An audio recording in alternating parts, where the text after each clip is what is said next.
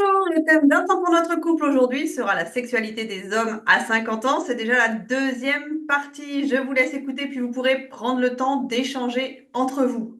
On a commencé dans la précédente vidéo avec les changements au niveau de l'érection.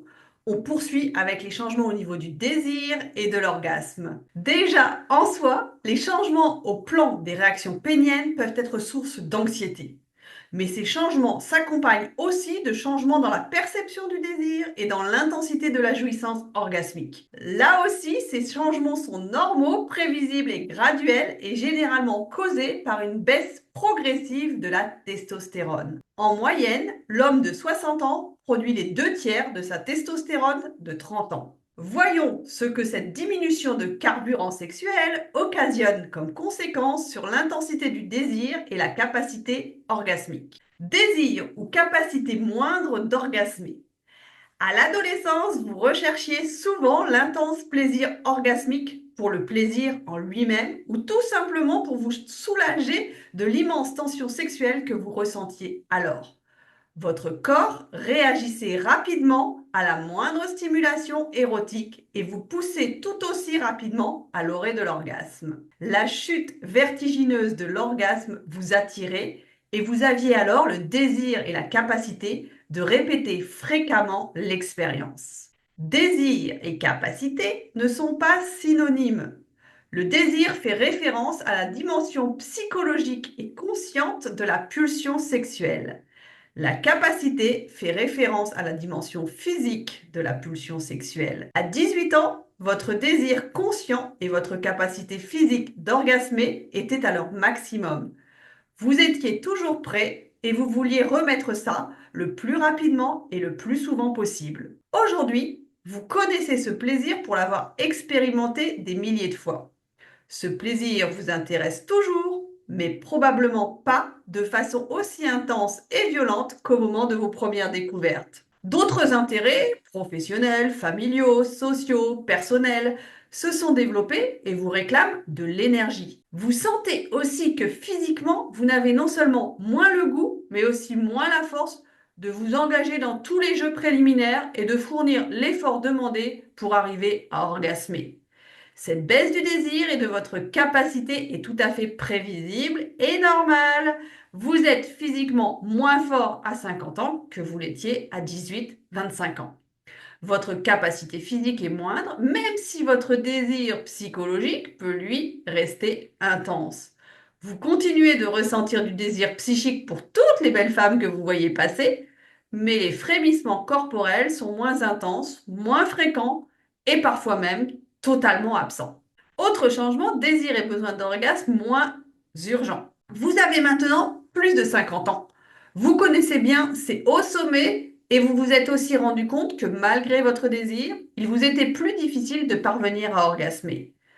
Vous pouvez, si vous voulez, vous efforcer par tous les moyens possibles d'aboutir à l'orgasme ou bien, de gourmand, devenir gourmet, c'est-à-dire prendre le temps de faire durer le plaisir et de goûter à chacun de ces plaisirs plutôt que de mettre l'accent que sur l'orgasme. Du moins, c'est comme cela que vous devriez interpréter la moins grande urgence et la moindre capacité de votre corps à orgasmer à tout coup et comprendre que c'est justement cette désorgasmisation de votre sexualité qui peut faire de vous un meilleur amant. Vérifiez auprès de votre partenaire. Vous pouvez entreprendre des jeux sexuels sans nécessairement terminer la partie. Beaucoup des hommes de plus de 50 ans peuvent faire l'amour tout en gardant une bonne érection pendant 30 minutes et plus, mais parfois être incapables d'orgasmer. Cette tendance mâle à vouloir absolument conclure chaque rapprochement sexuel par l'orgasme, le sien et celui de sa partenaire, est souvent mal vécue par la partenaire qui, pour satisfaire son homme, va feindre l'orgasme. C'est pourquoi la moindre urgence de l'orgasme ressenti par l'homme de plus de 50 ans peut être bien accueillie par la femme. Le corps de l'homme de 50 ans, et encore plus celui de 60 ans, peut n'éprouver le besoin d'orgasmer par exemple qu'une seule fois par semaine. Mais rien n'empêche cet homme de 60 ans de continuer à avoir 2 ou 3 contacts sexuels par semaine si sa partenaire est consentante et de jouir de la chaleur et de la sensualité de ces contacts. Autre changement, moindre force de l'éjaculation. Un autre changement que vous avez certainement dû remarquer, c'est que lorsque vous éjaculez, Votre sperme n'est plus éjecté avec la même force et aussi loin qu'auparavant.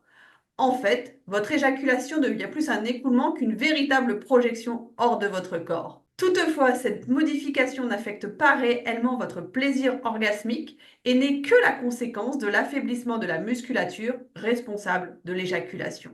Autre changement, la baisse ou perte de la sensation du point de non-retour.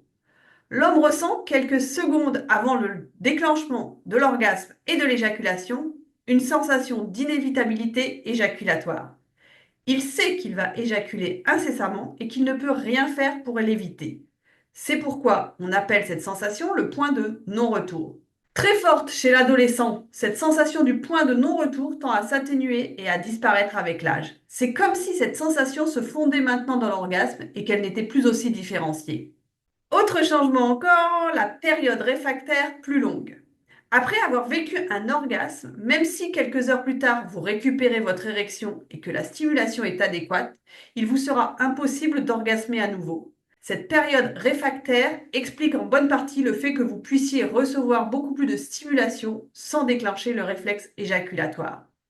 La meilleure attitude est encore une fois de prendre conscience que ce changement est normal et de vous y adapter en mettant l'accent sur le plaisir de pouvoir être en érection plus longtemps et plus souvent. Autre changement encore, la période réfractaire paradoxale. Qu'est-ce que c'est que ça? Parfois, et même si cela fait longtemps que vous n'avez pas fait l'amour, vous ne parvenez pas à orgasmer malgré l'excitation de la relation en cours. Même si la stimulation est adéquate, elle ne vous excite plus, comme si vous étiez en période réfractaire. Vous n'avez ni éjaculé, ni orgasmé, mais votre corps réagit comme si vous aviez éjaculé ou orgasmé. Cessez alors toute tentative pour vous forcer à orgasmer et dites-vous que vous pourrez recommencer dans quelques heures. La femme éprouve beaucoup plus souvent que l'homme cette espèce de période réfractaire paradoxale. Elle sent et sait que même si vous continuez à la stimuler, c'est peine perdue. Croyez-la alors quand elle vous demande d'arrêter de la stimuler et dites-lui que vous l'aimez au lieu de la forcer à orgasmer. Autre changement, l'orgasme sans éjaculation. Il peut aussi arriver que vous éprouviez un léger orgasme, mais sans éjaculation. Les contractions de ce mini-orgasme sont souvent suffisantes pour que vous en preniez conscience, mais pas suffisamment intenses pour vous convaincre que vous avez orgasmé. Vous avez alors ce que nous appelons un orgasme à sec. Certains hommes ont appris tout à fait naturellement à orgasmer sans éjaculer, ce qui leur permet d'être multi-orgasmiques. Parlons maintenant des changements au niveau de l'expérience sexuelle globale. Tous ces changements dans les réactions érectiles et orgasmiques ne peuvent laisser un homme indifférent, particulièrement celui qui a toujours associé sa virilité à sa puissance sexuelle. C'est pourquoi ils prennent parfois l'allure d'un véritable drame et qu'ils provoquent une intensification de la tension existant dans un couple. L'ignorance de ces changements ou le refus de s'y adapter ont provoqué de nombreux conflits conjugaux et de nombreuses incompréhensions. Pourtant, il s'agirait de comprendre qu'ils sont la conséquence de transformations psychophysiologiques normales et de déplacer l'intérêt sexuel pour que la sexualité et la bonne entente conjugale puissent continuer de grandir. Donc, parlons du déplacement de l'intérêt sexuel. Maintenant que vous êtes plus âgé, vous êtes mieux préparé pour répondre aux besoins spécifiques de votre partenaire.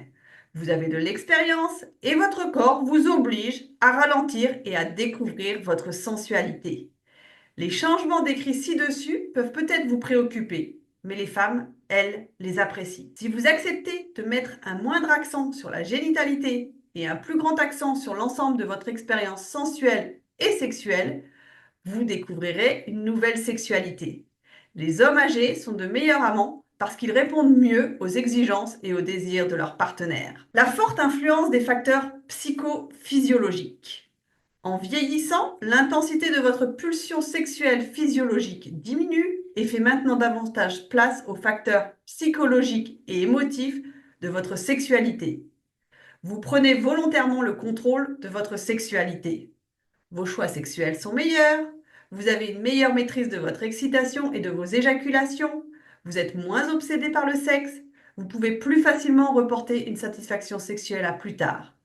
D'où l'importance du contenu de vos pensées. Si vous entretenez des pensées négatives concernant ce que vous interprétez comme une baisse de votre virilité, si vous êtes tendu et anxieux lors de vos relations sexuelles, si vous avez peur de ne pas avoir d'érection ou que celle-ci tarde à venir, Si vous n'abandonnez pas votre façon linéaire, désir, caresse, orgasme, de faire l'amour, si, alors toutes ces pensées créeront un état psychologique et émotif qui vous empêchera de fonctionner sexuellement de façon satisfaisante. En vieillissant, vous devenez de plus en plus sensible aux facteurs psychologiques, émotifs, relationnels et contextuels en plus des facteurs psychologiques. Vous pouvez maintenant donner une nouvelle signification, un nouveau sens à votre sexualité. Remplacez la quantité par la qualité et laissez votre partenaire jouer un rôle plus grand dans vos relations sexuelles. Voilà, pour ce thème, pour travailler ce thème, je me suis fortement inspirée du livre La sexualité de l'homme après 50 ans, rester actif et épanoui d'Yvon Dallaire.